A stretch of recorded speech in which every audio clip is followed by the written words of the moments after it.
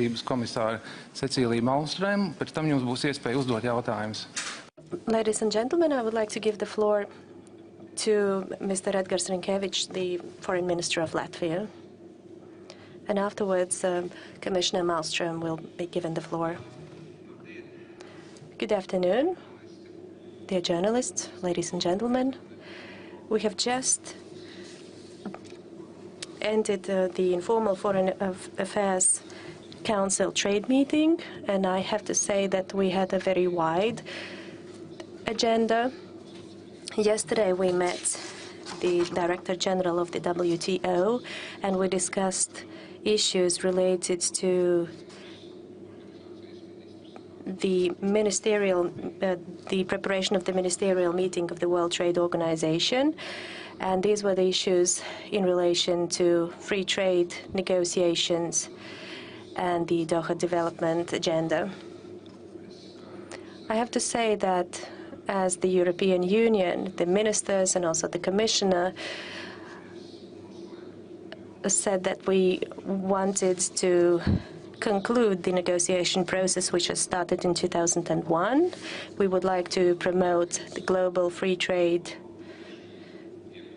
regime and the introduction of this regime. In this respect, we also discussed issues in relation to how the European Union, which is one of the free trade and development promoters, could help the WTO and its Director General in his efforts to conclude these negotiations. We also discussed issues in relation to the new European Union free trade strategy. The Commission is going to issue a communication at the second half of this year to this respect, and Commissioner Malmström will talk in detail about this session.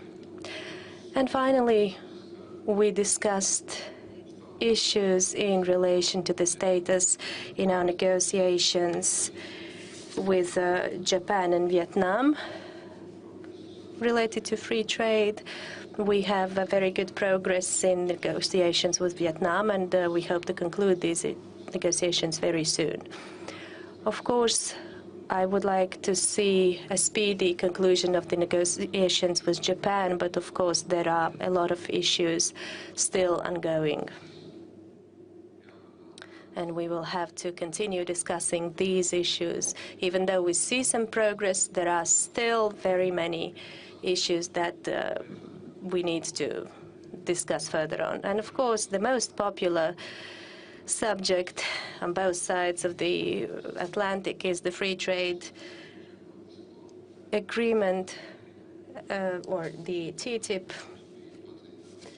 And today we had a very deep discussion with our colleagues related to certain issues like the protection of investors. You know that we still have differences in opinion, and in some member states of the EU, special attention has been devoted to this issue, and this issue has been criticized. I would like to say thank you to Commissioner Malmström, because we all agreed that we need to think about a certain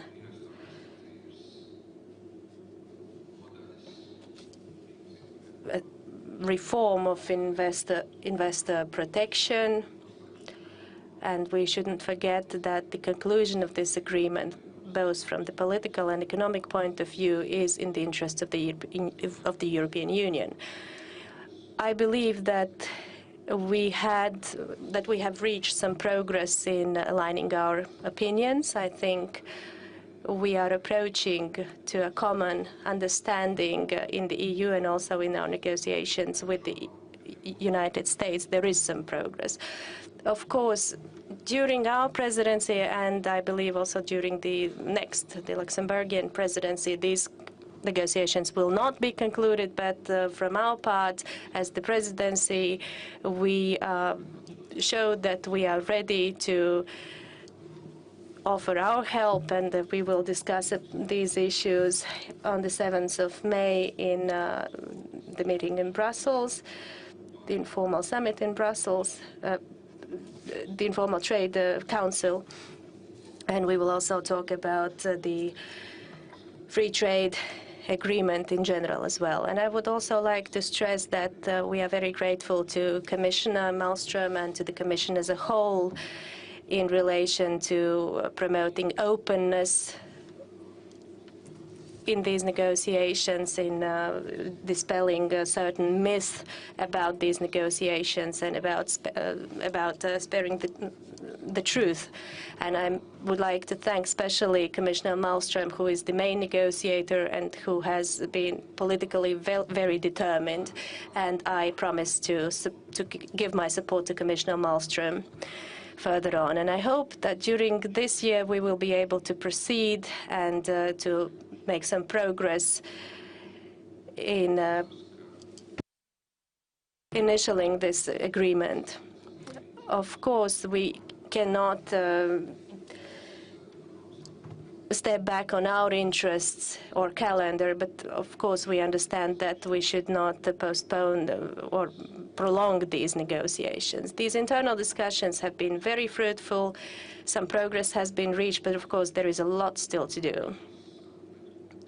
And here I would like to end my speech, and I would like to give the floor to Cecilia, please. Komisārie, vārds lūdzu. The floor to the Commissioner. I would like to start by thanking the Minister and the Latvian Presidency for the very professional and warm way this informal meeting has been organized. It's been a very nice ambiance, and we also had the possibility to taste some of your specialities here, and very good discussions. I would say the Minister went through them. Yesterday's dinner discussion and this morning on WTO and the Doha round showed a very clear commitment from all the countries of the European Union to do our utmost to finalize the Doha negotiations.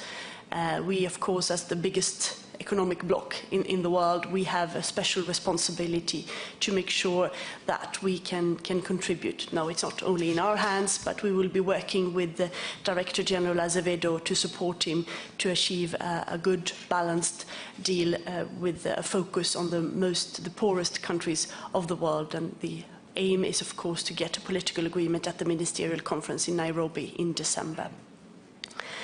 We also discussed trade and the benefits of trade. The Commission published a paper. It will be online now for you to read, where we highlight some of the benefits of trade, giving more statistics and background of the importance of trade for all the countries, giving some examples, also giving some evaluation of the Korea agreement that have now been entered into force for 3 years. It has shown very positive effects for the European economy and our possibilities to export. Also, that will be online tomorrow when we will present that in the press room in Brussels.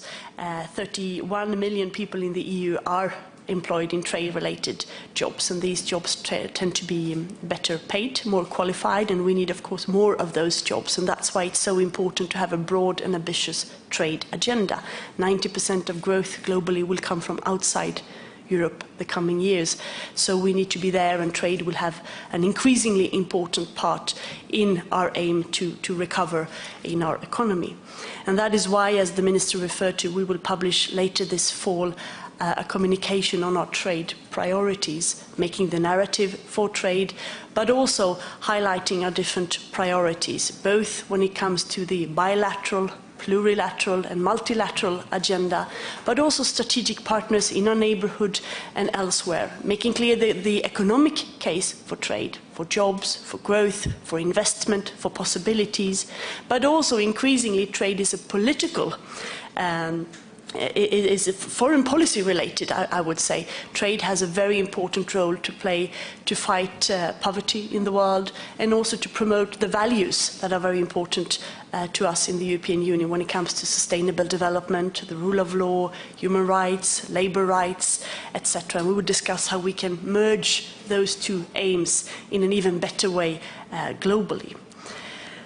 So these are some issues we discussed today. There was an input from member states, and we will of course take that into account and continue the discussions under the Latvian presidency and then present a report, as I said, in the fall. Finally, I had the possibility over lunch to update the ministers where we are on our negotiations on TTIP, the negotiations we have with the US. I met with the American trade representative, the trade ambassador Mike Froman, on Friday in Brussels. And it was not a formal negotiation, but we went through all the chapters and see where we are to identify a way forward on our negotiation. There are 2 more rounds before the summer. So I gave an update on where we are, and we also had, as the Minister said, a lengthy discussion on ISDS, the investment state dispute mechanism. And we have, as you know, started to make proposals to reform this mechanism to make sure that there can be protection for investment, but that the conditions are very limited, very clear, transparent, that there is no way we will put into question states' right to regulate, to protect their citizens, and ISDS cannot put that into question. Also discussing possible reforms when it comes to an appeal mechanism, creating a sort of permanent court with pre-designated judges who will lead these arbitrations, and going to a much more transparent, legitimate way of dealing with this. These are proposals that are being discussed with ministers, with members of the European Parliament, and we hope that we can put forward a proposal later this spring that would then be sort of the ISDS version from the European Union side, and that will then go into all our in the TTIP, of course, but in all future negotiations as well. And of course, ministers were not able to fully endorse all the details, but I felt a very strong support for these reforms, and everybody expressed full support of the direction that they are going, and that's very comforting now that we will start drafting the actual paper. So thank you again, Edgars, for your hospitality in beautiful Riga, and for a very successful meeting. Paldies, komisārai Malmströmai. Tagad Thank you, Commissioner Malmström. And now you have the opportunity to ask questions. And I invite you to present yourselves before you put your question. Mr. Cecilia Malmström, Mrs. Cecilia Malmström, do you thought about sanction between European Union and the Russian Federation? I know you personally against these methods, and what I think about forecasting is bilateral trade between European Union and Russia Federation. Thank you. No, we did not talk about this. This is a subject that is being discussed among foreign ministers, and of course the European Council. Maybe there was a misunderstanding. I am fully backing the sanctions against Russia, of course, that was confirmed again by the European Council in last Friday, that they will very likely be prolonged to make sure that the full implementation of the Minsk agreement. So we did not discuss this today.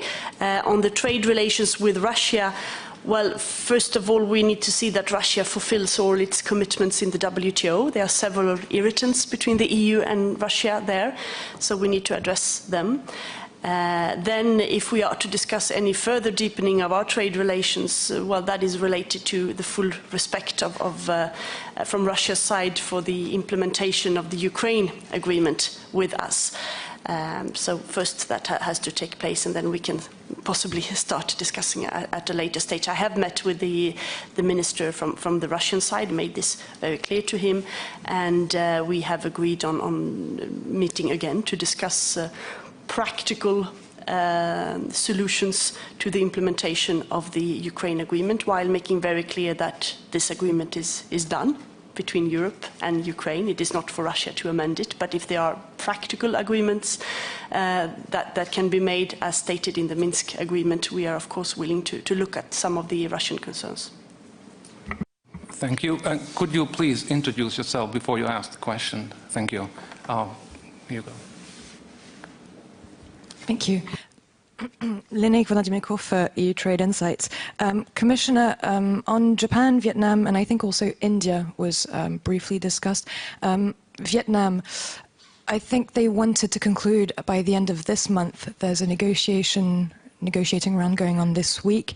Can you tell us when do you think this could be concluded? India, can we expect the talks to resume anytime soon? And for the presidency on ISDS, I think so. The commissioner briefed you on these new ideas for ISDS or preliminary thoughts. How is this received by other ministers? Thank you. Yes, we have a round of negotiation with the Vietnamese as we talk this week. I have not seen the full, I mean, they're ongoing, so I haven't got the full assessment of that. We are moving forward very well with the Vietnamese. There are some outstanding issues. I do not want to give you a date when we conclude, but we count on concluding this before the summer. On India, well, for the talks to resume, we would of course need to know that we are on equal basis, that the level of ambition is the same, or more or less, before we return to the table. And we do not really have those signs yet from India. I have written to the Indian minister to ask her for a meeting or some sort of informal meeting where we could discuss the different aspects of trade relations between India and the EU. I'm looking very much forward to meet her soon so that we can start discussing, and from then we'll see where we take it. Just a short answer. The overall reaction of the ministers to the proposals by the Commission has been positive. You also know that we are having the TTIP issue, and particularly ISDS, as a hot potato when it comes to general debate in some countries, and also in the European Parliament. We have seen actually the kind of also ideas to probably even reopen the free trade agreement with Canada, and I have to say that there was a broad support that we cannot reopen the CETA. What we can do, of course, is to look at some particular ways of, let's say, the legal scrubbing, but there has not been kind of overall objection. On the contrary, I have been all ministers saying their supportive words to the proposed reform of, let's say, and proposals of the reform of some of parts of TTIP. As I said in my introductory remarks, we are ready to work closely with the Commissioner. Our next meeting is scheduled for 7th of May. This issue will be included in the agenda of formal Council's meeting, and we'll continue to work. I think that it was also a very useful exchange for the Commissioner, seeing and hearing the reaction around the room to now work further on some of elements when it comes to ISDS, and actually to some extent to the broader context of TTIP. And I do believe that what we currently really need is a political will on both sides of Atlantic. You know that President of the European Council, Tusk, met with President of the United States of America, Mr. Obama. They have discussed TTIP. That has been one of the key elements. There is a broad agreement that we should move forward. There is only minor details, of course, left, but this is a bit in an ironic sense. Thank you. Thank you. Yes, please. My name is Yuris Kaja. Today I represent the Spanish news agency EFE. My question concerns, it sort of touches on sanctions, but how does the whole sanctions problem against Russia, against Iran, the fact that there are countries or areas of the world that have important resources that are now in a state of of chaos, such as Libya, and how does that affect the general climate for trade in the world? Did you discuss that at all? Do you see this is going to be a good year for world trade, or do you see there are more problems arising? Things like I guess you could call it blood oil coming out of the ISIS areas and that sort of thing. That's one question. And then could you clarify for us what the main differences of opinion or viewpoint between the European Union and the United States are on this investment protection part of the TTIP? Well, so your first question is a seminar. I mean, I cannot give you a short answer to that, but we did not get that specific. But of course, our communication aims to look at trade in a changing world environment, both specific trade, but also, of course, the need for Europe to find new markets and our need to engage on different levels, and also the role that trade can play in certain countries when it comes to working more towards the defense of human rights, the rule of law, good governance, and so on. But we did not go into detail of the issues of Iran, Libya, and so on. I think Foreign Minister and his colleagues are busy discussing that all the time. On the investment part with the US, because we have had quite a lot of internal discussions on the ISDS clauses internally in the European Union, we asked the Americans to sort of freeze negotiations on that particular part. As you know, it is part of the mandate that the European Commission has received that it should be included. The US have also said that we need investment protection somehow, but they have been very respectful of our internal procedures. So we have put that in the freezer for the moment when it comes to negotiation in order for us to find a way forward. And when we talk with the US, we have enough on our agenda, so we haven't really started discussing that yet. But they have also said very clearly that this is an arrangement that is needed, but they have been open to discuss different parts of reform as well, to limit the abuse and to make sure it's used for the purpose it's there for. Let me just start very quickly at the kind of presidencies that chaired the councils that we didn't have any discussion on sanctions. This is really, as Cecilia said, this is the right reserved, and I am now putting my second hat, the main hat, at the right, which is reserved to Foreign Affairs Council or European Council. We have been dealing with issues that are related to, as we just said, upcoming ministerial conference in Nairobi of World Trade Organization, and also TTIP, and also the ideas presented by the Commissioner on the new strategy for free trade that is going to be published as the communication of the Commission somewhere in autumn, I believe. Second part of the next year would be more correct description. Thank you. And we have time for one more very brief question. The gentleman over there. Thank you. Thank you. Joe Kerwin with BNA Publications. I have questions for the Commissioner. Now that you've been on the job for 4 or 5 months, I wonder if you could just maybe make some specific comments on particular issues that are in TTIP. One of them on financial services. For example, yesterday in the Parliament, in the Econ Committee, they approved an amendment that didn't request, they didn't insist that financial service regulation be part of the regulatory part of the component of TTIP. And I was wondering if that's something that the Commission can live with.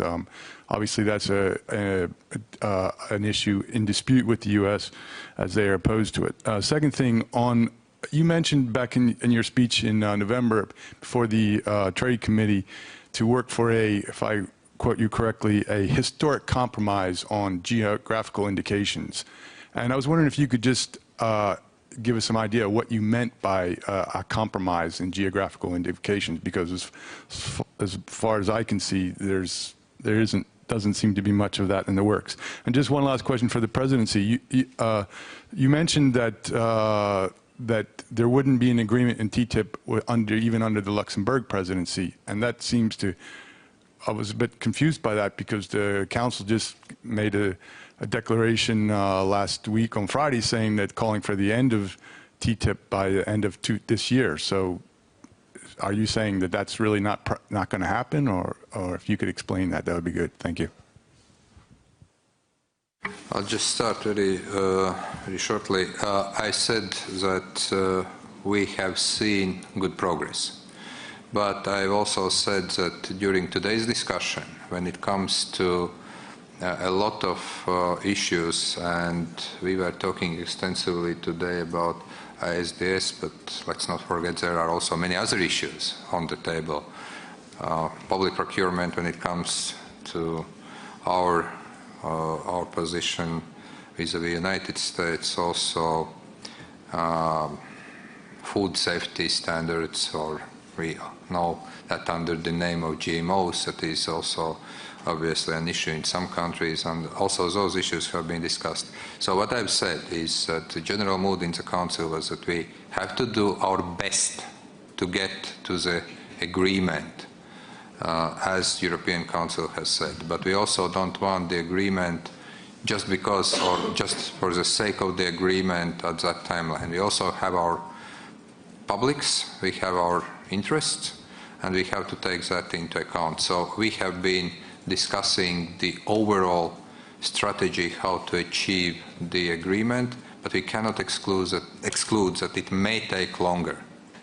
The political will is there, but certainly in order to tango you need two sides, and we have seen that some of issues have been addressed vigorously, but still we have also some issues where we have disagreements. We will have to make, let's say, the deals with the United States, and that's not going to be an easy process. So the will is there, but the understanding also is there that it may take longer, that this is not the agreement for the sake of agreement, it's an agreement which has to be a good agreement.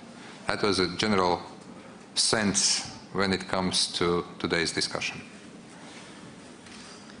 Yes, I fully agree with the Minister. When you negotiate such as an ambitious agreement as we do with the US, it's the most ambitious agreement ever. You cannot put a date. You have to see when it's done, and not before. We are aiming both sides to conclude this under the Obama administration.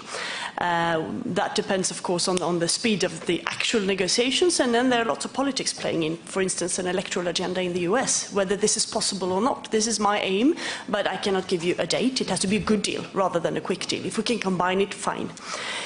On the financial services, this is important to be included from us. What happened in Econ yesterday, I'm not sure. I was here all day yesterday, so I'll have to analyze this. I cannot answer you. I have no idea.